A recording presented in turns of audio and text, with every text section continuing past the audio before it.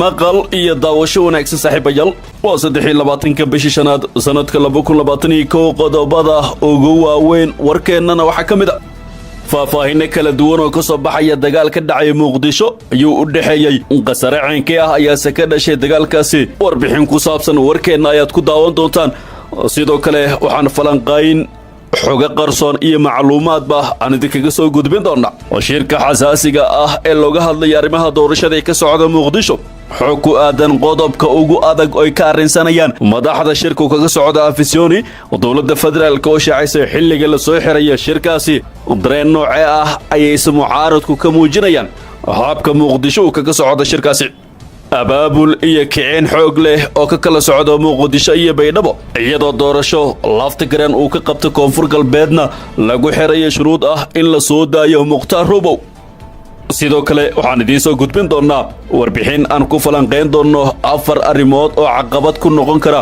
wadahadallada doorashada ee Muqdisho ka socda iyo dawlad si qarsoodi ah u siisay ururka Xamaas diyaarado iyo qalab casri ah oo isaga caabiyeen ciidamada cadawga ee Yahuuda kuma hadsanid inaad ka mid tahay saaxiibada dhaweey channelkan haatanna warkiyo fidsan faahfaahin dheeraad ah ayaa ka soo baxaya qasaraha rasmiga ee ka dhashay weerar loo adeegsaday bam gacmeed oo ka dhacay qayb ka mid ah magaalada Muqdisho siiba degmada ka xaday gobolka Banaadir weerarkan oo ku xigay dagaal toos ah ayaa ka dhacay saldhigga booliska degmada ka xaday kadib markii halkaasi ay weerareen xubno ka tirsan kooxda shabaab ila dadka deegaanka ayaa warbaahintu u sheegay in iskorimaad muddo kooban socday uu dhaxmaray labada dhinac ka soo geystay qasar u badan dhaawac ciidamada ammaanka ayaa sidoo kale lagu soo waramaya inay baaritaano xoog leh ka sameeyeen xaafado ka tirsan degmadaasi iyagoo baadigobaya raggii ka dambeeyay weerarkaasi oo ahaa mid la soo qorsheeyay wali ma jiro wax hadal oo ka soo baxay saraakiisha laamaha ammaanka ee dowladda Soomaaliya oo ku aadan weerarkaas iyo qasaraha nafeed ee ka dhashay kaaxad oo ku taala koonaha magaalada Muqdisho waxa inta badan ka dhaca weerar qorsheysan iyo dilal ay ka fuliyaan kooxda shabaab ee ka dagaalanta Soomaaliya markana shirka Muqdisho kaga socda madaxda dowladda federaalka iyo kuwa maamul goboleedyada shirka wada tashiga qaran ee u socda madaxda dowladda federaalka iyo kuwa maamul goboleedyada iyo gobolka Banaadir ayaa galay maalintiisa labaad waxaana shirkan looga arinsanayaa arrimo xasaasiya madaxda dowladda iyo kuwa maamul goboleedyada ayaa sida wararku ay sheegayaan isafgarad waxay ka gaareen qodobada qaar ee shirka looga hadlay waxaana inta badan diiradda lagu saaraya hirgelinta qodobadii lagu heshiiyay 17 Sebtembar ee sanadkii hore haddaba qodobka ugu adag ee shirka maanta diiradda lagu saaray sidan xogta ku helay ayaa noqday arrinta Somaliland laba garab ay u qaybsan yihiin siyaasiyiinta Somaliland waxaana qaarkood ay ka biyadiideen qodob isfaham ah oo lagu gaaray shir horay Baydhabo kaga dhacay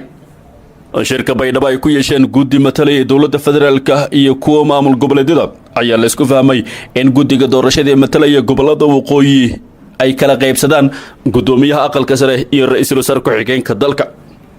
dowladda federaalka dhankeedana goordhow waray ka soo saartay xilliga la soo xirayay shirkaasi iyo rajada laga qabo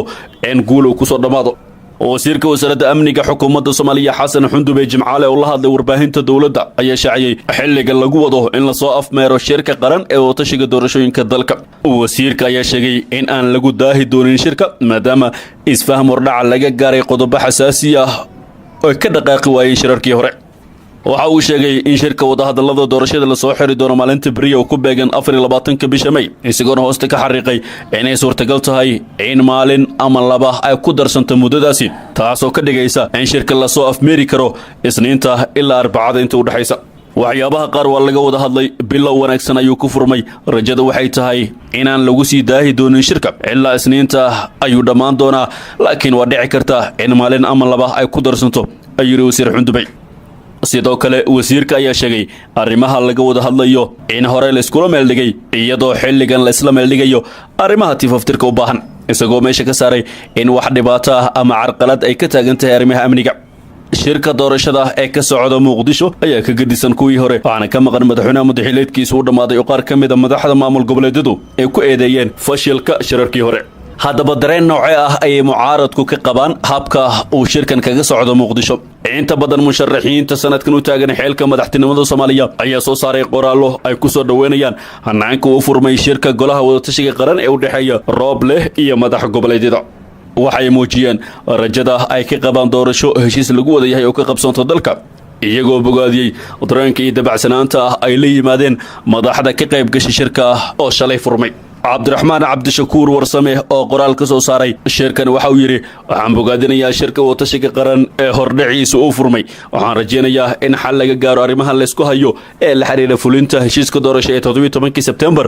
dalku waxa uu ku jiraa xaalad kala dhantaalan oo degdeg loogu baahan yahay doorasho si loo helo hoggaan iyo dowlad sharciya musharax cabdikariin xuseen guuleed ayaa isna waxa uu yidhi waxaan bogaadinayaa guulna u rajaynayaa shirka watashiga qaran waxaana dhammaanteen xil weyn naga saaran inaan u howlgalno taabagelinta iyo najiixinta shirka si dalka ay kaga qabsoonto doorasho xor iyo xalaala musharax jabriil ibraahim cabdulle ayaa isna yidhi waxaa ii muuqataa ididiilo iyo dareen cusub oo ay la yimaadeen madaxda ka qaybgalaysa shirka taasoo astaan fiican u ah inay jirto kalsooni iyo is-aaminaad sahli doonta in heshiis laga gaaro geedi socodka arrimaha doorashooyinka duqii hore ee muqdisho taabid cabdi maxamed oo haatan isna ah musharax madaxweyne ayaa yidhi shirka ka furmay muqdisho waxaan u rajaynayaa guul iyo didiilo ayaa ii muuqata shacabka soomaaliyeedna waxay ku rajawan yihiin inuu noqdo mid miro dhala si gacanna loogu gurmado dadkeena wajahaya xaaladaha kala duwan gacanna doorasho loogu qabto caana daatay dabadood la qabay baa inoo wadadana ayuu yidhi taabid cabdi goordhow waxaan idiin soo gudbin doonaa warbixin ku saabsan 4 arrimood oo caqabad ku noqon kara shirka balse wararka kale ee ka baxsan shirkaas haddaan u eegnana doorasho ka dhacda baydhabo waxaa la doonayaa in lagu xiro sii deynta roobow waxaa magaalooyinka muqdisho iyo baydhabo si weyn kaga socda abaabulka kulamo iyo banaanbaxyo looga soo horjeedo madaxweynaha maamulka koonfur galbeed cabdicasiis laftigreen ilowreedi muhiima ayaa warbaahinta u sheegay in abaabulka socdo uu yahay mid lagu diidan yahay in doorasho ay ka dhacdo koonfur galbeed ilaa laga soo daayo sheekh mukhtaar roobow cali abuumansuur oo muddo 2 sano iyo bar u xiran dowladda federaalka siyaasiyiin saraakiil ciidan iyo odayaal dhaqan oo ku beel ah abuumansuur ayaa arrimahan ka bilaaba muqdisho iyo baydhabo iyadoo durba baydhabo ay wajahayso culays iska soo horjeeda oo habbeeleed u abaabulan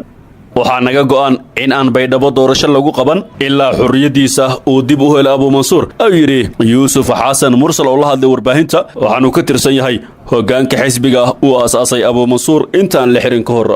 sheekh mukhtaar roobow cali abuumansuur waxaa dabayaaqadii sanadkii 2018 laga xiray magaalada baydhabo isagoo musharax madaxweyne ah waxaana xarigiisa ka dhashay banaanbaxyo sababay dhimashada ilaa 15 qof iyo dhaawacyo badan oo geysteen ciidamada dowladda abuumansuur ayaa la xiray kadib markii filla Soomaaliya uu ka diiday inuu ka haro doorashada iyadoo laga cabsi qabay inuu kaga adkaado cabdicasiis laftigreen kursiga madaxweynaha maamulka koonfur galbeed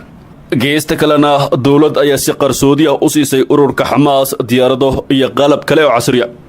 muddadii ay socdeen dagaalkii u dhexeeyay ururka xamaas iyo Israa'iil waxay Iiraan u soo daabushay qalab iyo tiknoolajiyad ururka hubeysan ee xamaas ee reer Falastiin si ay ugu adeegsadaan warshad difaac iyo inay weerarada ka qaadaan Gaza khubarada ayaa rumaysan in diyaaradaha droniska casriga ah ay Iiraan tiknoolajiyadeeda u soo gudbiyeen dhaqdhaqaaqa xamaas iyadoo droniska tijaabo ahaan loogu eegay awoodda nidaamka difaaca gantaalada Israa'iil ee Iron Dome Defense System cabsida dagaalkii 12 maalmood ee u dhexeeyay xamaas iyo Israa'iil waxa uu yahuudda ku qasbay inay gantaalada noocaasi u daabulaan xeebta Mediterranean Sea si ay u difaacaan maraakiibta ilaalada haya iyo goobaha gaaska iyo dhulka Israa'iil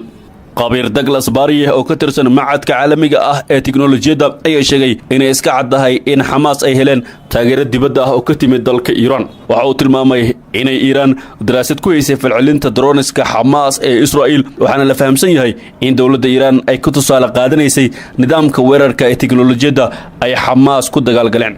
Iiraan waxay tiknoolajiyada u adeegsan doontaa colaadaha soo socday dagaalka Israa'iil ugu yaraan 6 ka mid ah droniska ay xamaas ku weerareen Israa'iil ay ciidanka Israa'iil hawada ku togteen droniska la soo riday ayaa la sheegay in noocoodu ahaa kamikaze kuwaasoo laga soo duulin jiray magaalada Gaza xubno la shaqeeya ciidanka ilaalada kacaanka islaamiga ah ee Iiraan ayaa la rumaysan yahay inay si qarsoodi ah xamaas ugu soo gudbiyeen diyaaradaha droniska ee nooca Ababil 2 waxaana dagaalamayaasha xamaas ay bareen sida droniska loogu rakibo madaxyada dagaalka ee qarxa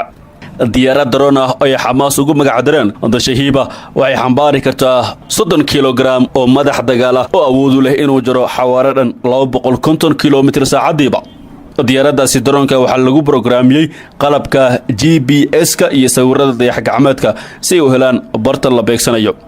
4,000 oo gantaal iyo dhowr diyaaradaha droniska ayaa lagu qiyaasayaa in Xamaas ay ka soo tuureen magaalada Gaza muddadii ay socdeen colaadda ay kula jireen Yahuudda. Khubarada ayaa rumaysan in haddii Xisbullah ay ku lug yeeshaan dagaalka inay adeegsan doonaan gantaalada laga hagadayax gacmeedka oo Iiraan horumarisay. markana haddii aan ku laabano shirka Muqdisho ka socda oo aan falanqeyn ku samayn doono 4 arrimood oo caqabad ku noqon kara shirkaasi. waxaa maanta maalintii labaad magaalada Muqdisho madaxda dowladda federaalka kuwa maamul goboleedyadu ay ku yeesheen shirka ay kaga hadlayaan arrimaha doorashada. Ra'iisul Wasaare Maxamed Xuseen Roble oo gudoominaya shirka ayaa rajo wanaagsan ka muujiyay wadahadalada inay guuleysan karaan. Roble iyo madax goboleedyadu waxay isku dayi doonaan inay soo afjaraan ismariwaaga jiitamayay ee hanaanka doorashada. ugu yaraan 10 qof ayaa la dilay 25 Abriil markii iskahorimaad hubeysan uu ka qarxay magaalada Muqdisho kaasoo ku saabsanaa dib u dhaca doorashooyinka iyo muddo kordhinta loo sameynayo madaxweyne Maxamed Cabdullaahi Farmaajo oo waqtigiisa uu ka ekaa 8 Febraayo 2021. haddaba 4 arrimood ee caqabada ku noqon kara shirka waxaa kow ka ah nidaamka federaalka oo nugul.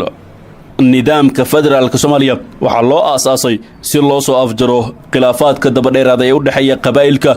kaasoo hor istaagay isku daygii lagu dhisi lahaa dowlad midaysan. arrintan ayaa gogol xaar u ahayd dib u dhiska gaabiska ah ee hay'adaha amniga qaranka inkastoo weli wax badani ay kala daadsan yihiin. hay'adaha maaliyadeed ayaa sidoo kale dib loo unkay iyadoo dalka uu doonayo inuu dib ula macaamilo hay'adaha dhaqaale adduunka 30 sano kadib oo saaxadaasi uu ka maqnaa. ismariwaaga doorashada ayaa cirkays ku sii shareeray kadib xiisada daba dheeraatay ee u dhaxaysay dowladda dhexe iyo qaar ka mid ah dowlad goboleedyada. bishii Sebtembar 2018 madaxweynayaasha 5 dowlad goboleed ee dalka ayaa ku dhawaaqay inay joojinayaan dhammaan wada shaqayntii kala dhaxaysay dowladda federaalka khilaaf salka ku hayay awoodda iyo wadaagga kheyraadka. madaxweyne Farmaajo oo taa ka jawaabaya ayaa xididada u siibay qaar ka mid ah madaxdii maamuladaasi isagoo ka shaqeeyay imaanshiyaha madaxda Galmudug iyo Koonfur Galbeed taasoo qayb ka ah ololaha lagu doonayo in dowlad goboleedyada lagu hoos keeno maamulkiisa.